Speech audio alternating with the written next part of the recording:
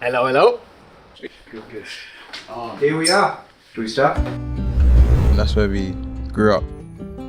To enjoy and play and run past people, I just love football so much. I think growing up in South London, in London, there's as a kid you want to play football. I think that's every kid's dream, and the way that you express that and get the opportunity to express that is in the cages or at local AstroTurfs and stuff like that. So for me, that was sort of where I did my learning, my growing. And I think from young, just watching YouTube videos of Ronaldinho and stuff like that, that's always been stuff that I used to do with my brothers. Just where we used to play 66, goal to goal, crossbar challenge. We would play here, we'd put our clothes on the benches right there. Bray would be here learning how to dribble, learning how to go in and out of the different players that were here. But when you're young, you're just in love with the sport. Yeah, as I say, I'm grateful for where I grew up and the things that I saw and experienced because they've shaped me. We would play football every single day after school, walk down the hill into a cage and put our bags down, put our jumpers down, and everyone's just playing. And it's those moments there that you probably don't realise. That's your first education, first bit of education as a footballer. I play football with the aim of winning and scoring, and along with that comes the enjoyment of not making people or running past people or whatever. Whereas when I was younger, that's all I cared about. I wanted to rip people, I wanted to skill people, I wanted to nutmeg them. Greenwich being where I've grown up, me and my family, it's an important place for us. You're just experiencing and exposed to a lot of the world all in one place. So definitely shaped the way I think, the way that I see the world and see life, but also that sort of drive to get out, to achieve something, to make something of yourself. Earliest memories would be playing round the corner from my house, and it'll just be me, my brothers. I would say that's probably where my love for football started. Eze at school was a fabulous character, but also obsessed with football. The coach, what he taught me in that short amount of time, and the friends that I formed in that group. In that moment, obviously coming on, the only thing on my mind at that time is, how can I score? How can I help this team win right now? When you look back at the journey and understood all that me, my family, all the people that have supported me, all that everyone's gone through, and to get to a point like this, speaking to my mum about it, you can't really explain, you can't really put it into words. I can't thank them enough for what they've done for me. Before I even understood what was good for me, they were putting things in place and always sacrificing themselves, always trying to put me first to help me on this journey.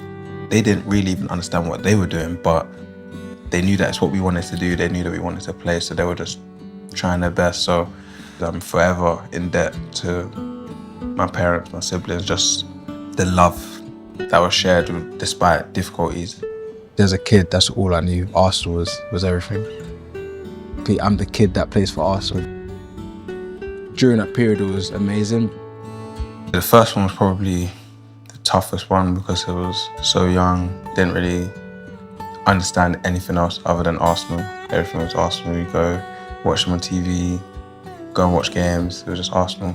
I remember the kit they gave us was the red O2 kit, and it was long sleeve as well. So like, as a kid, you're wearing, this is this shirt that Henri was wearing. So it was like, this is the perfect shirt. There's no shirt better than this. But afterwards, it became difficult because as a kid, your identity is almost wrapped up in that. Because of what Arsenal meant to me at the time, I got tears ready to pour down my face. Obviously signed there when I was 8 or 9 and got released at 13, and at that time that's probably the hardest release. After Arsenal, that was the feeling. It was like, I know there's something, I know I've got something, and I know that I've got a gift and I'm trying to work it out. After Arsenal, he went to Fulham for a short while, got released. Reading, got released. So when he was released by Millwall, I remember he got into the car. He was almost smiling. He was almost like, it'll be all right. I didn't get it this time, but this isn't where my story ends. After Millwall, I went on trial to Bristol. Didn't get in. To Sunderland, didn't get in. I can remember lying on my bunk bed with my brother underneath, and I'm just praying, like, God, please just give me this pro. And then thankfully to God, got signed by QPR. Obviously signed at QPR, getting my first professional contract, then being involved in the first team, getting a squad number on the bench. I remember the first time I was in the squad, so I didn't even make the bench, I was just traveling with the first team, and I just remember I was satisfied with that at that time for like a day. It comes from a coach at QPR, Chris Ramsey. I'll name him because he's an incredible guy who's helped me massively and signed me at the time. He turned me into more of a man, I think, and a bit more of a mature player. So I was able to enjoy myself and to perform at a high level, so hugely grateful to them. So by the time he came to us, he'd probably been in the system a good 7 or 8 years. Although he was hurt and really hurt when he got released by clubs, he's in the last chance saloon at QPR. That was a changing point in my career for sure. They helped me to understand that it's not about what you think and how you feel the game should be played. You have to respect the game that's in front of you. There is a lot of really skillful players that play in the cages that can't transfer it. And I think to be able to transfer that style into 11-a-side football and into professional football takes a big skill. It began to change my way of thinking and my way of seeing the game, and okay, it can't just be nutmegs, I gotta score some goals now. Things came together correctly at QPR, marrying one side of the game with the thing that I feel and think is important. That's why for me QPR was so important, because I met people that saw me and I felt that they saw me and understood what it was that I could do. From there, started to grow, started to get better, improve, play first team football, and from there got a move to Palace.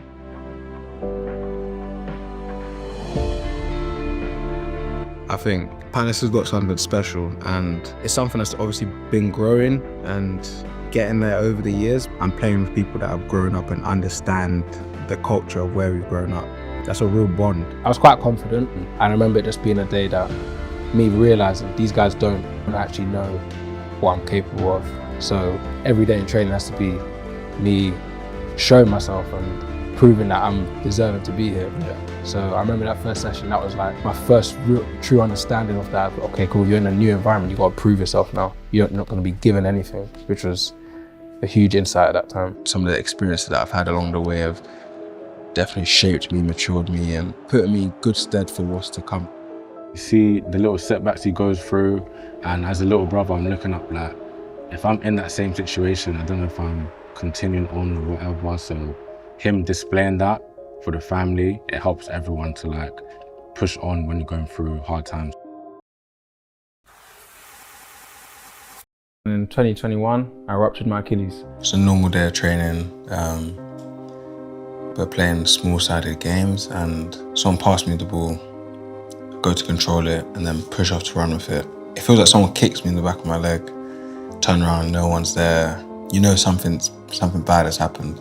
I've then been taken in by the doctors and physios. Sat in the doctor's room, had a little scan. It's definitely ruptured, whatever. It was very tough, I think. I don't know if it's the hardest experience I've experienced in football, but it was definitely difficult, and the first 24 hours, it was just my head all over the place, because you're thinking about what could have been and having to deal with the fact that you're now in a boot, you've got to have an operation. It wasn't easy at all. Whatever it was serious. So I just remember crying. They're taking me into the office. I'm in tears in the office. Everyone's trying to sort of just support you, but there's nothing anyone can say in that moment. And yeah, it was just a sad day. I remember getting my phone, seeing that you're in the sort of, they send like a message before they select anyone, or if you're in this preliminary squad or whatever. And I remember getting a message for England first team, and I just put my phone down like in shock, like I can't, because at the moment I can't even use this foot, and I can see my calf is getting smaller and smaller every day, to the point where it's like it's not even my leg. And thinking about, am I going to reach that? Am I going to get to a position where I'm performing every single week consistently and I'm confident in myself and fully believing that when I go on a pitch, I can do what I want to do, which is how I felt before. And I remember asking the specialist, I was like, what's the fastest time that's been done? He said 4 months and 3 weeks. I said, okay, cool, that's my aim. I'm not going for January. I'm gonna go for as safe as possible. I'm gonna aim for that. So if it's not possible, then I won't. There's no pressure for me to get there. But I set that target for myself, and being able to achieve that let me know that I'm able to do whatever I put my mind to. There's nothing that can stop me realistically. Having to come in every single day, not taking days off, I'm going to do it the fastest anyone's ever done it. That was my mindset. Despite being sad, despite being in a situation, my mindset was still, I'm going to get back. And I had to almost say it to myself and force myself to believe it. And it took time for me to get there. All I can do is put in as much work as I can in order to be the fastest that's ever been done. And not just to be back just for the sake of it, but to be stronger, performing better and in a better position than I was before. I would say there are things that I hadn't even dreamed of, so even like scoring in the FA Cup final. Into the penalty here, here's the cross, Eberechi! And they scored the penalty! Oh my goodness me! They've had one attack! It's like the moment that it happened, it felt like a dream had been realised. I had in that moment, and at the end of the game it was like, okay, this is what you were talking about when you were 13, 14, so. Hello big man, this is Thierry here. Long time no see. First and foremost, welcome to the Arsenal. We all know how much you wanted to play for the Arsenal, wear the cannon at the Emirates. There you go. It's not a dream anymore, it's not a utopia. That has become reality. So make sure that you make it count. Remember, when I first arrived at the Arsenal, they told me that it is a club that has class, it's a family club, and you gotta fight, no matter what. Okay? All the very best. So happy. Come on, the Arsenal. I'll be honest, I thought about coming back from the moment I understood other clubs and what it meant to become a pro. I've always thought Arsenal was where it's at. That's what I want to achieve, that's what I want to get to. And I remember the day I got released, my mum said a prayer. She was praying that this reverse would happen. She prayed for this. So for me, this is a realization of a prayer that we prayed 20 odd years ago, man. For me, it's the perfect environment, and again, it's a step on from where I've been. So I'm only gonna get better, I'm only gonna improve, I'm only gonna work harder. So for me, this feels like the perfect environment to do everything that I've dreamed of, man.